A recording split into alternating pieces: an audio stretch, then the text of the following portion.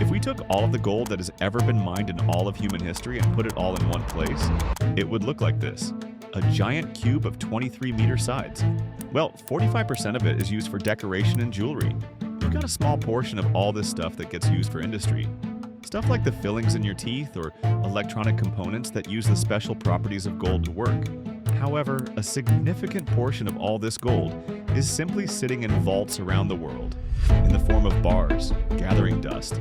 Mostly in New York, London, and recently Singapore has become the hub for storing gold.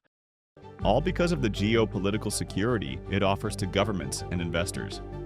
Apart from security, let's also understand the history and importance of gold in our lives and how gold is secretly shaping the new world and superpowers.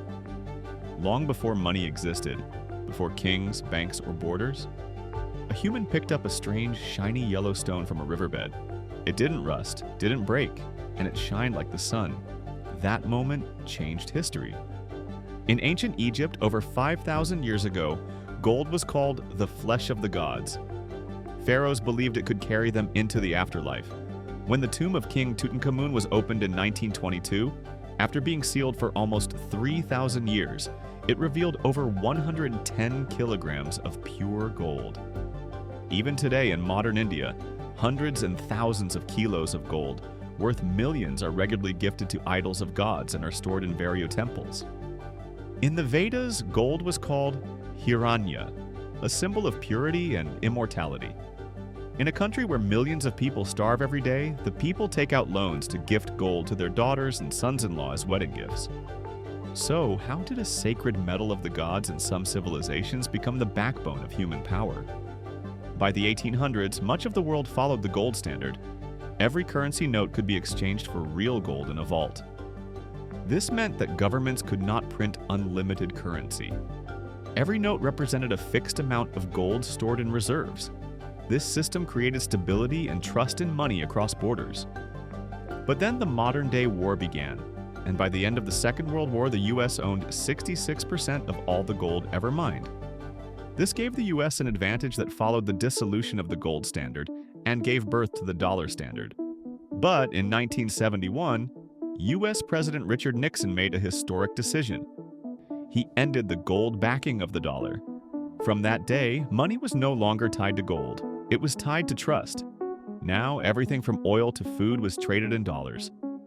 This decision of America brought economic uncertainty in the global market, and suddenly, within the next 10 years, every country started going back to acquiring more gold, and within the next 10 years, the gold prices had almost tripled. And here is where gold's role changed, but did not disappear. Once money became paper and later digital currency, people needed something real to trust again. Gold stepped back into that role quietly, not as everyday currency, but as a protector of value. When inflation rises, when currencies weaken, when markets crash, gold doesn't panic. That is why gold prices rise during uncertainty. Wars, pandemics, recessions, and political instability all push people toward gold. Not because it creates wealth overnight, but because it preserves wealth when everything else feels unsafe. But gold is not just emotional or historical. It plays a critical role in the modern economy as well. Central banks hold gold as part of their reserves. Even in a digital world, gold remains a neutral asset. It is not controlled by any one country. It does not depend on political decisions. That neutrality makes it powerful. Gold is also used in technology. Smartphones, computers, satellites, medical devices all rely on gold because it is an excellent conductor and does not corrode. Even space missions carry gold-coated equipment to protect against radiation. The same metal ancient humans admired for its shine is now helping humans explore the universe. Yet, despite all these uses, the supply of gold is limited. It takes years to discover new mines and even longer to extract gold from the earth.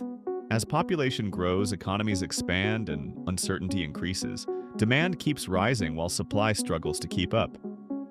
This imbalance is one of the key reasons gold prices continue to rise over time. Another reason is inflation. When governments print more money, the value of currency decreases, but gold cannot be printed. Its scarcity protects it. Gold doesn't become more valuable, money becomes weaker. This brings us back to the present moment. In a world of digital currencies, AI-driven markets, and instant transactions, gold still holds its ground, quietly, patiently. While trends come and go, gold remains. And maybe that is the real lesson gold teaches us. In a fast-moving world obsessed with speed, gold reminds us of permanence. It has seen empires rise and fall. It has outlived kings, currencies, and civilizations, and it continues to be trusted, not because it promises growth, but because it promises survival. If gold were only important because of history, its story would have ended long ago. Museums would display it behind glass, textbooks would talk about it in the past tense, and modern economies would have moved on without looking back. Right now, gold prices are rising again, not because gold changed, but because the world has drastically changed. Global debt is higher than ever. Governments owe more than they can realistically repay. Currencies are being printed at historic levels. Wars are reshaping alliances. Digital money promises efficiency but also introduces new risks. A cyber attack can erase wealth instantly. A server failure can freeze accounts. We are living in the most uncertain times, so the central banks around the world are quietly buying gold. So to sum up, gold prices have soared in the last 5 years because of a mix of inflation concerns, geopolitical instability, central bank buying, currency movements, and increased investor demand. This rise reflects not just market mechanics, but deep-seated human instincts towards safety and certainty.